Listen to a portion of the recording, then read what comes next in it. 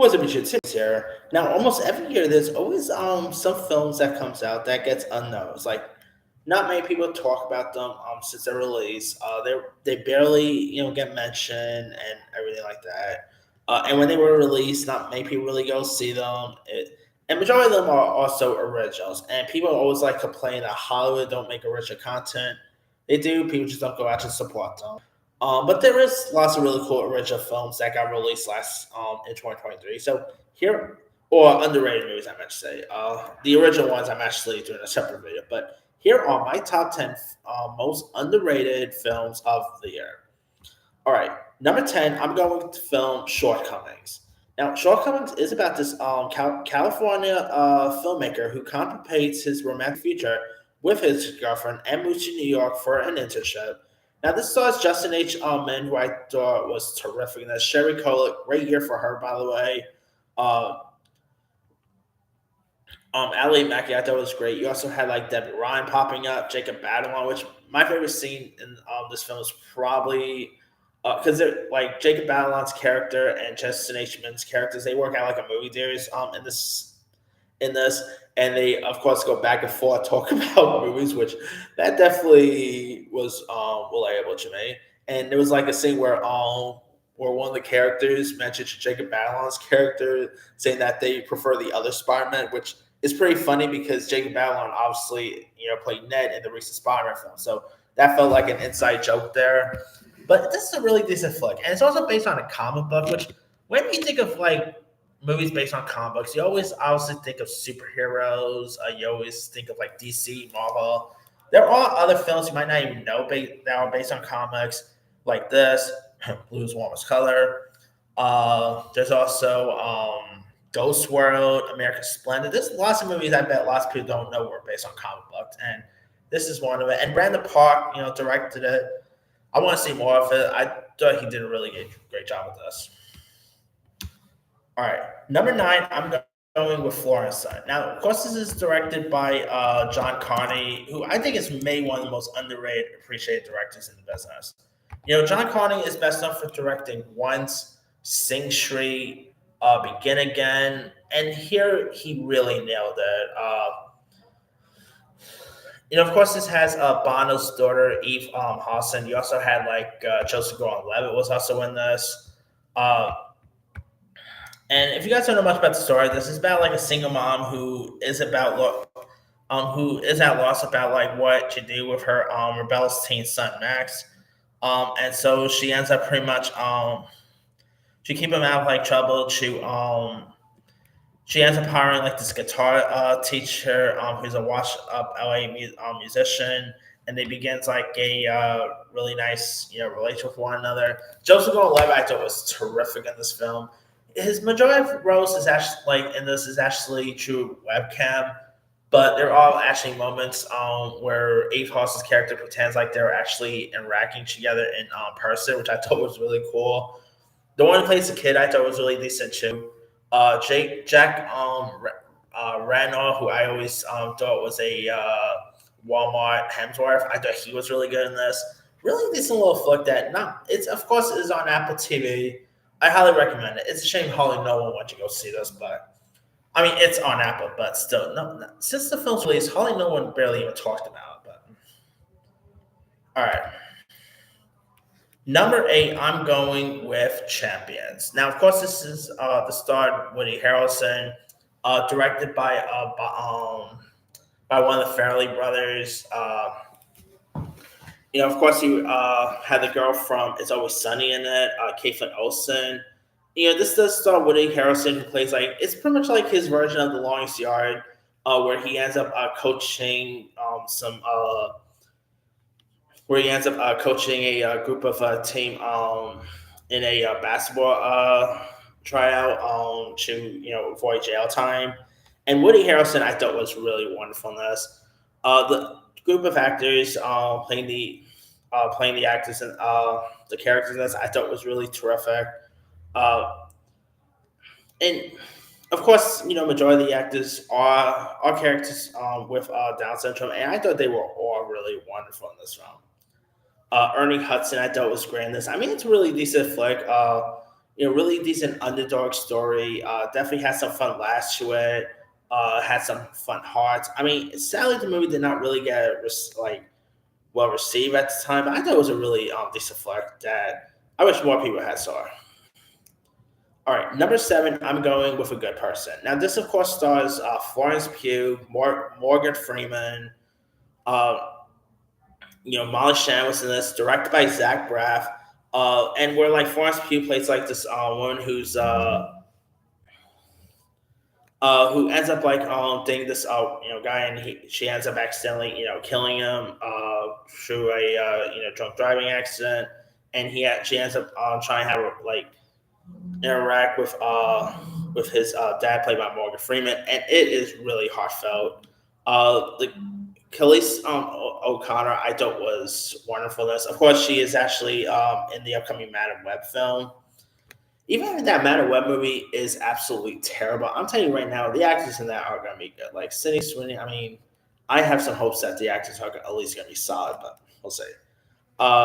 But yeah, this was definitely a decent flick, definitely really touching with great performances by Morgan Freeman, by Florence Pugh.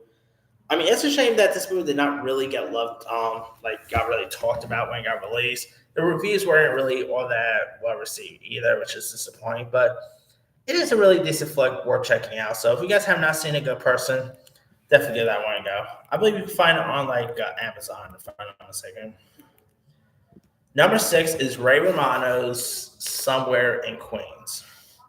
Somewhere in Queens, I thought was a really nice little flick. Ray Romano, of course, obviously best known for Everybody Loves Raymond fame, Ice Age. He of course directed this one, and this is of course about a Italian family, which hey, I'm all for. I always love a good movie about Italian, about the Italian culture, and this one does it well. Ray Romano, of course, plays the husband to Laurie Metcalf, so pretty much like a little bit of a Everybody Loves Raymond and Roseanne feel there, so that's cool. Sebastian Maniscalco, I thought was really fun in this. Really decent flick that not really many people even probably even heard about, but it's really decent. All right, number five, I'm going with Dumb Money. Now there are some people who probably did hear about this, but sadly the movie is flying under the radar. I mean, I was completely shocked when the Golden Globes nominations came around, and Dumb Money was nowhere to be found in the common category. Like that one blew my mind because this is like it's not really like one of the funniest comedies of the year or anything like that, but it's definitely one of the best movies I've seen this whole year. You know, it's a really terrific one. Of course, about the Wall Street stock, them trying to take down Wall Street and buying out GameStop. I just adore this movie. From the cast like Paul Dano, Pete Davidson, Seth Rogen, Vincent D'Onofrio, Sebastian Stan, Shane Lee Willie, America Ferrera. Great year for America Ferrera, by the way. Between this, Barbie, it's always nice to see her doing more stuff. But I thought this was a really decent flick worth checking out, and definitely, I highly recommend it. Number four, I'm going with the film "You Hurt My Feelings." Now, of course, directed by Nicole Halfanzer. Of course, an A24 film starring Julie Louis-Dreyfus. I was also surprised when the Golden Globe nominations came around and Julie Louis-Dreyfus was nowhere to be seen in the Best Actress in a Comedy Musical category. I thought she was really wonderful in this. Tobias Menzies, who plays her husband, was great. Owen Teague, who plays her son, I thought was terrific. This whole movie, of course, takes place in New York City, so I like the New York scenery because I'm from New York, so there's that. And Jill Louis Dreyfus, I always thought it was terrific. Like she always shows that she's not just the girl from Seinfeld, more like she really could pull off really good performances. Whether it's like in the movie Enough Said, which this is from the same director of that, obviously Veep, and here I thought she was excellent and really good love flick if you guys haven't seen it. All right, number three, I'm going with Moving On with Jane Fonda and Lily Tomlin. I mean, this movie definitely feels like a comedy that could have started people younger, really. Because definitely the premise does sound like that. But it seemed like Jane Fonda and Lily Tomlin has actually been working in the entertainment business for decades. Obviously they've worked together on 925 back in like 1980s. Grace and Frankie, most recent 80 for Brady. But here, I just thought they were both great. I mean, literally playing like two widows who decide to kill the other's ex-husband, I thought was great. Malcolm McDowell plays the sleazeball character very well here. It's a really fun flick. Fonda and Tomlin were both great. I mean, I really enjoyed this film. Shame that not many people really talked about it since its release, but All right. Number two, I'm going with Joyride. Now, of course, definitely, I just did my top 10 favorite comedies of the year. Definitely one of the funniest. The K-pop scene had me going. Uh, Sherry Cole, I mean, great year for her between this, Shortcomings. Um, it's definitely hilarious. Great performances all around. Some really fun laughs to it. Holly, no one went to go see it when it got released. It sadly soft flopped in the box office, but yeah, I really enjoyed this film a lot. And my number one most underrated, underappreciated film of the year is Polite Society. This is completely an original film too. Sadly, again, no one went to go see it. I like the mixed martial arts action sequences. The two leads I thought was both really good. Like Ritu Aurora, who plays like the lead sister. She was of course in Barbie, so really cool year for her there. But yeah, Polite Society is a really fun flick that I really wish more people had seen. But hey, it is what it is, I guess. And it's also original, but yeah. Yeah, if you guys have not really seen it, I mean, you know, listen, for I don't really follow too much Indian heritage or anything like that. But this is maybe one of the best like Indian-based films I've seen past some years, and it's awesome. I mean, I thought of it like a Slumdog meets the Karate Kid in a weird way.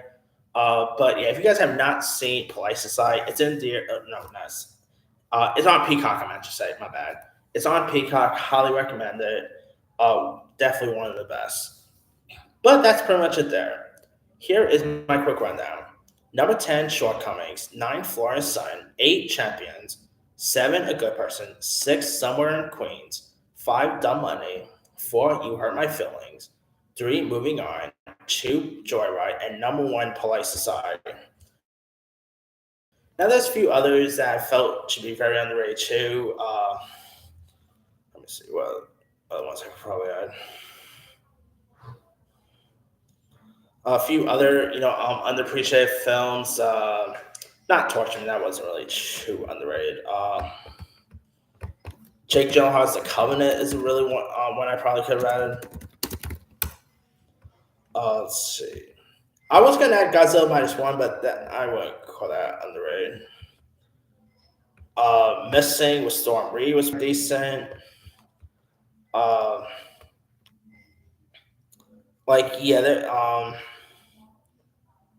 there's definitely some other ones I probably definitely could have added in this list.